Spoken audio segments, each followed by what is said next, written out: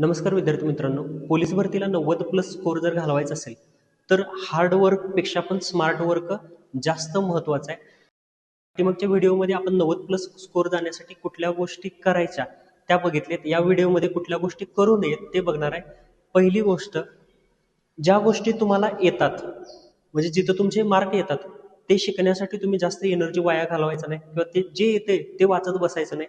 ज्या गोष्टी येत नाहीत, समजा उदाहरणार्थ तुम्ही एखादा पेपर सोडवलाय आणि पेपर सोडवल्यानंतर ना प्रयोग टॉपिक मधला तुमचा क्वेश्चन चुकलाय, तर तुम्ही काय करायचं, तर प्रयोग टॉपिकची जी कन्सेप्ट आहे, जी कन्सेप्ट तुमची चुकल्या तो टॉपिक जाऊन व्यवस्थित वाचायचा. ह्याच्यामुळे काय होते, तुमच्या मार्कामध्ये इम्प्रूव्हमेंट आपोआप होत जाईल. असं तुम्ही प्रत्येक चुकलेलं क्वेश्चन पीवायक्यू सोडताना जर चुकला, असा प्रत्येक कन्सेप्ट जर क्लिअर करत गेला तर तुमचा स्कोर आपोआप इम्प्रूव्हमेंट होत जाईल. त्याच्यानंतर ना दुसरी महत्त्वाची गोष्ट, काय काय विद्यार्थी काय करतात, अभ्यास सुरू करतात, सुरुवातीला 10-15 तास लायब्ररीत बसतात, 2-3 दिवस बसतात आणि नंतर मग परत 4-5 दिवस लायब्ररीकडे फिरकतच नाही. असं नाही झालं पाहिजे. तुम्ही अभ्यासाचा वेळ कमी करा, मिनिमम 6 ते 7 तास अभ्यास करा, पण ते कंटिन्यू ठेवा. मध्ये 5-7 दिवसाचा गॅप गॅप पडू देऊ नका. जर असं केलं तर तुमचा स्कोर मग इम्प्रूव्हमेंट होत नाही.